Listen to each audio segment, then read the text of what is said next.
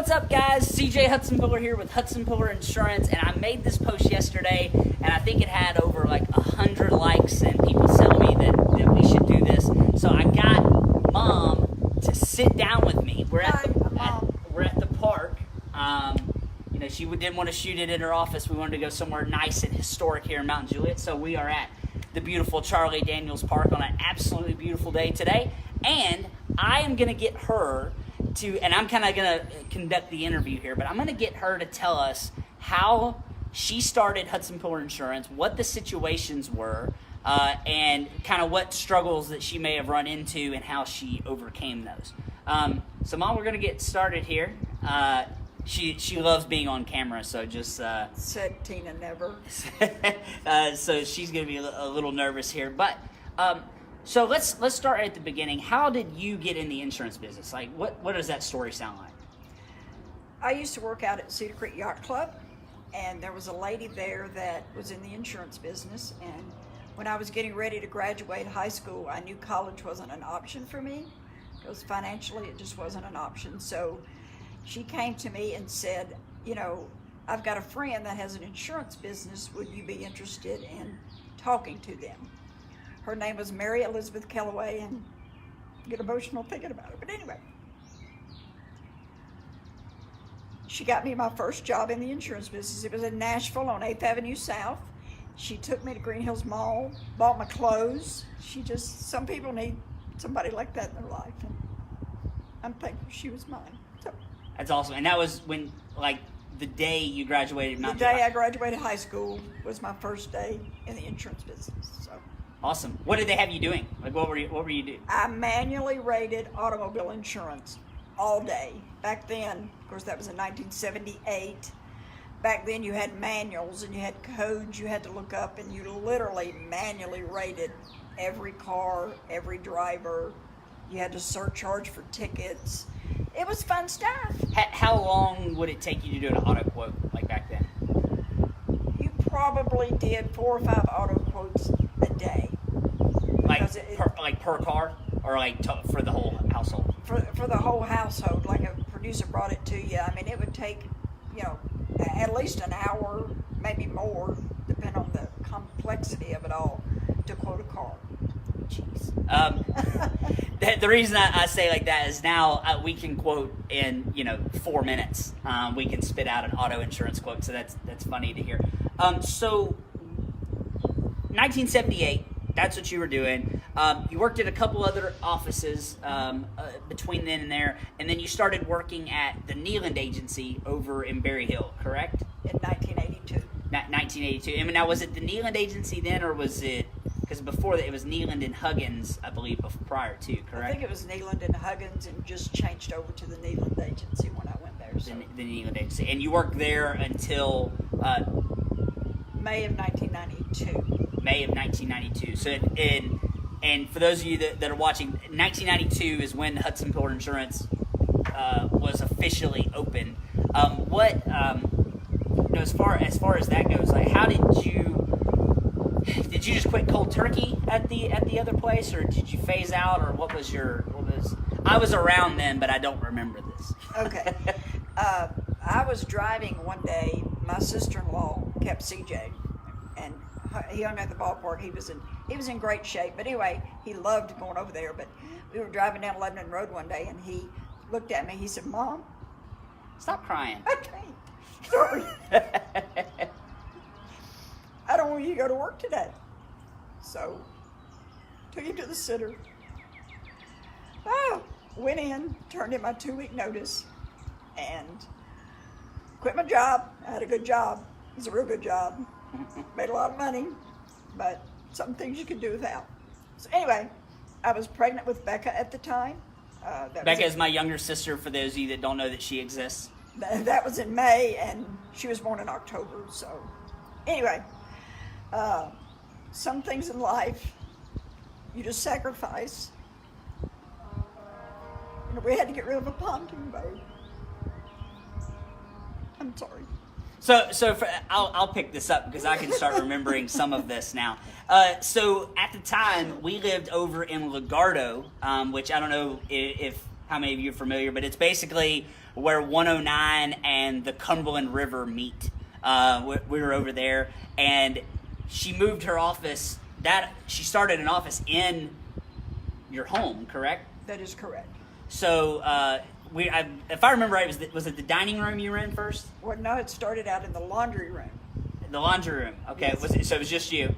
It was just me, and I'd get on the phone and I would cold call and start building client relations. Again, I was pregnant at the time, and that went on for about a year. I would just work from home, and when Becca was a year old, I put her in Mother's Day out in Gallatin, and I actually went out hitting the road those 2 days a week that she was in Mother's Day out. I went out and started marketing. And I still do today. I mean, I started really taking mints to auto service establishments and just getting out and about. And at that time we were in Legardo. Now my agency today would be a lot bigger if I had sacrificed my children, and I was not willing to do that. So I always made sure that my agency was close to home. In 2005. Hold up real quick before you jump to 2005. Let's go back. How did, from an insurance, and I know there's a lot of people that follow me that are in insurance. Right. How did you go, in 1992, how did you go about getting insurance carriers? Because now, like, there's all kinds of, like, clusters and things that you can join, but how did you go about getting an insurance carrier? And who was your first carrier? The carriers I used were in relationship to my relationship with the Neyland agency. So you use those relationships to leverage? That is correct. Okay. In 2005, I think it was 2005. Anyway, We'll go with somewhere back 2005. in Don't fact check us on 05. The Neyland agency, Herb called me and he said, I need you to come back to work. And I said, there's not enough money to get me to drive to Nashville every day. I just wasn't interested. I'd rather eat beans and potatoes than drive to Nashville every day. So Berry Hill, to be specific. right. And so I said, I'm just not interested in doing that. If you'll move your agency to my house, I'll service the business for you. That's when I ended up moving into the dining room, because he said, okay. It's one of those, you're not expecting a yes answer, but technology was changing. And Was that 95 or 05? it must have been 95. It would have been it was 95. 95. That's what I said. Yeah. I'm confused on my years. 95. It had a 5 in it. So anyway, I started servicing his business. And of course, with technology being it is, people didn't know if they were talking to somebody on Stewart Road in Legardo, Tennessee, or their office in Nashville. So I serviced the business up until I actually bought that agency. 2007, 2008, somewhere around in there, wouldn't you say? Has it been that long? Yeah, it's been around in Okay. there. 08, 09, somewhere in that ballpark. So I ended up buying that agency when Herb retired. So that was back when they had you didn't have voice over internet phones, so it was like actual physical phone lines. And I kind of remember a little bit of this when I started in the agency. Lines 1 and 2, you answered, "Thank you for calling Hutsenpiller Insurance," and line 3, you answered, "Thank you for calling the Neyland agency." that is correct. So we did that for a while. So that was fun. As far as growing your business back then, you said you did a lot of cold calling and the mints. And for those of you that may have missed that, she would take mint jars to local businesses, and we actually still use this to this day. Take mint jars to local businesses, fill those mints up every week or 2 weeks or whatever. So they would give you a non-threatening excuse to be in places. What else did you do? That is correct. I did a lot of phone calling. I mean, it was basically cold calling, just picking up the phone and calling people. And then, as with anything, you start doing referrals. I have always been active in the chamber. But truthfully, until I bought my building in Mount Juliet in 2006, it was like I wasn't a Mount Juliet business because I wasn't in Mount Juliet. So when I moved there, that changed a lot of things for me. It was like people took me serious, like, oh, she's for real. Let's.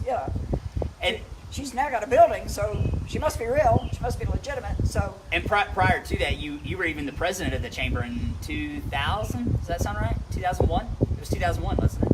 Whenever they voted in liquor by the drink, yeah, I was president that year. Fun times, fun times. Yeah, imagine the people. Good thing there wasn't Hip Mount Juliet back then. You got that right. That would have been. I've been crucified.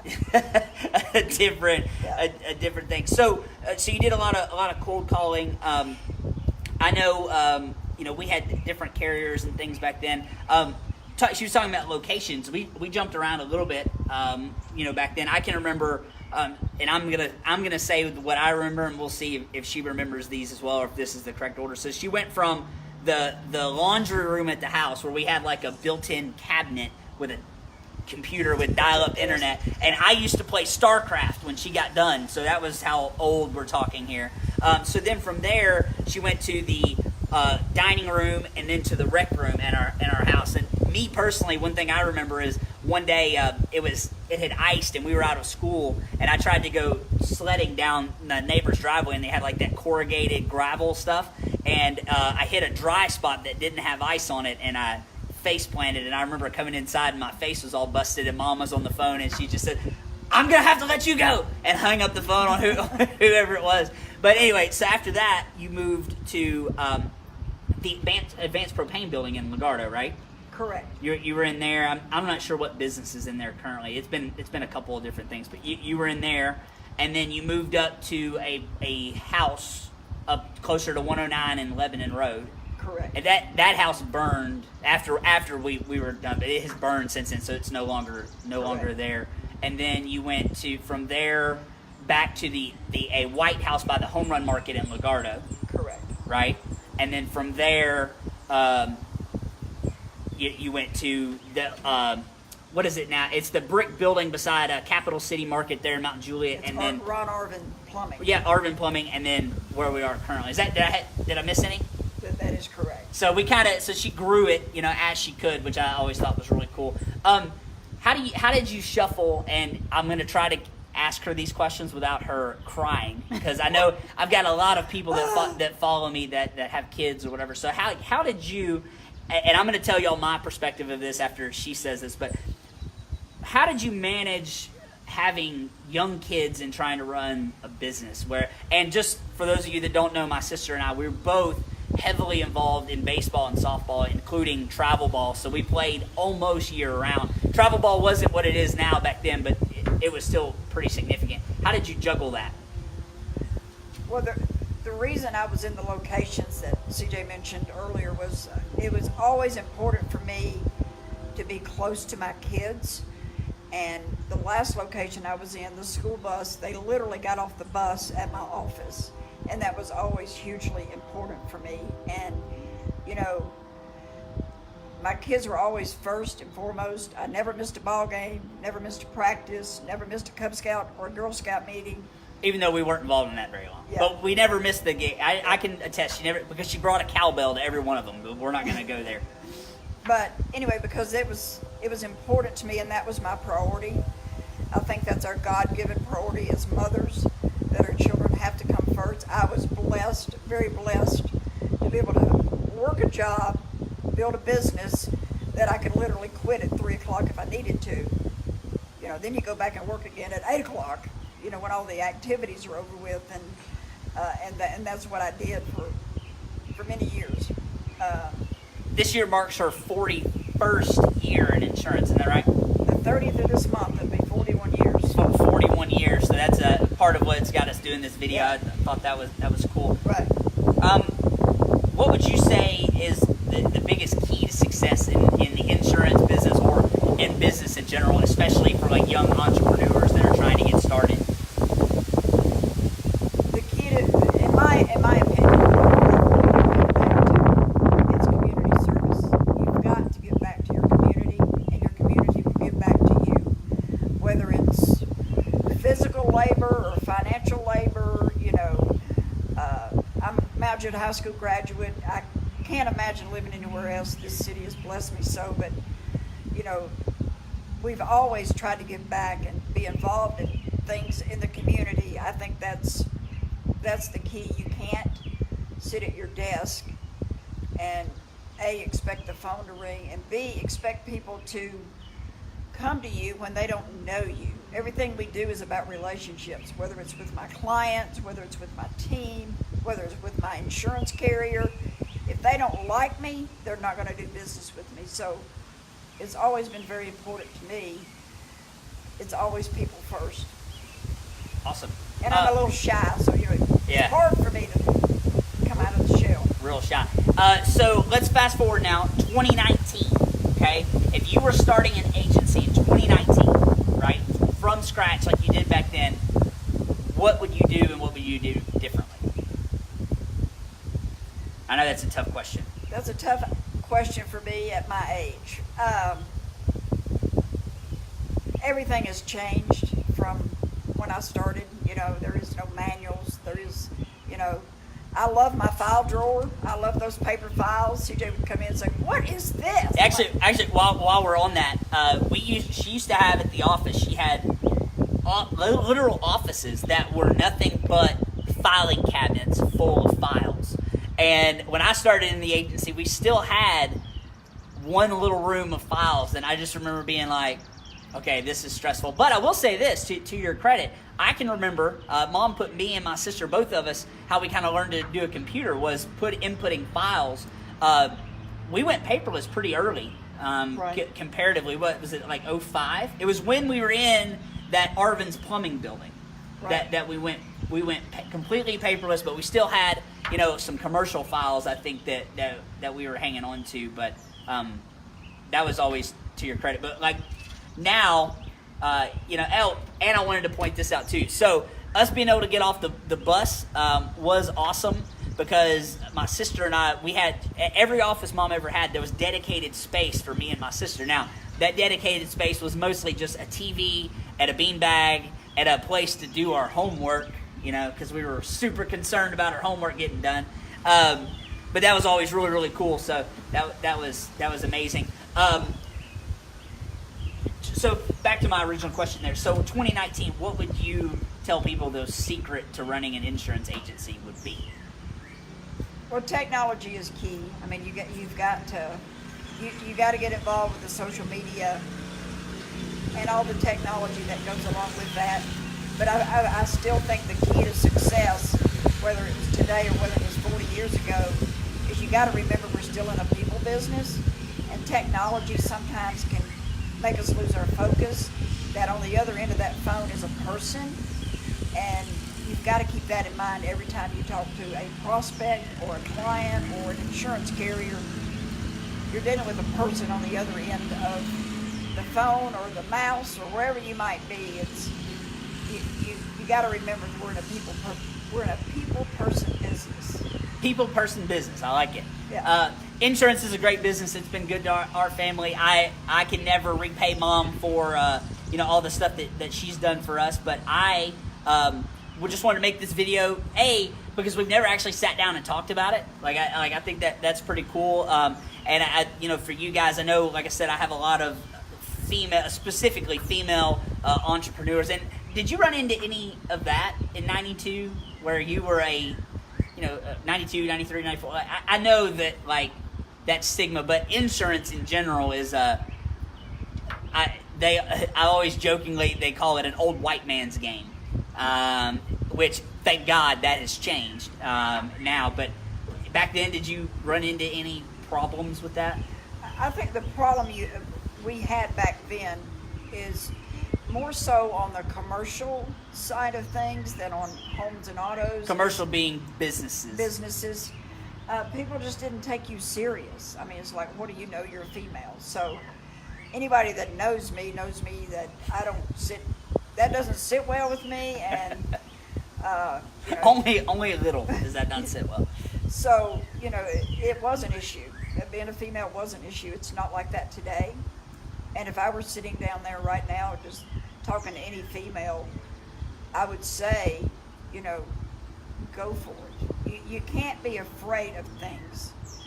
And every day you got to get up and give 100%. You can't give 50% one day and 100% the next. Every day is 100%. And anybody can be successful in this business. But you got to want it, and you got to treat people with the respect they deserve. Awesome. Well, I'm not going to take up any more of her time. She's super busy. I'm pretty busy. But if you have questions for her, drop them in the comments, and I'll make sure that she answers all of them. Other than that, yeah, all of them. Every comment. Other than that, you guys have a fantastic day, and we'll holler at you later.